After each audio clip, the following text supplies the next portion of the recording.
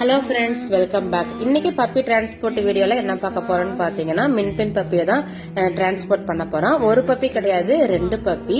இவங்க 2 பேருமே ஒரே வீட்டுக்கு தான் போறாங்க. எந்த ஊருக்குன்னு பாத்தீங்கன்னா தர்மபுரிக்கு போறாங்க.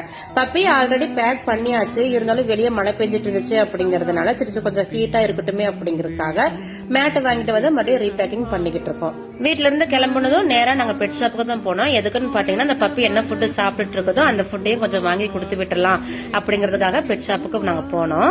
அங்க போயிட்டா நம்ம பிரதரோட பசங்க எல்லாம் வந்துட்டு அத்தை வந்துட்டீங்களா அப்படின்னு சொல்லிட்டு எங்கிட்ட கொஞ்சம் நேரம் விளையாண்டுட்டு இருந்தாங்க. அவங்களோட கொஞ்சம் நேரம் டைம் ஸ்பெண்ட் பண்ணிட்டு நாங்க கிளம்பும் போது நேரம் மைக்கெல்லாம் போன் பண்ணிட்டான்.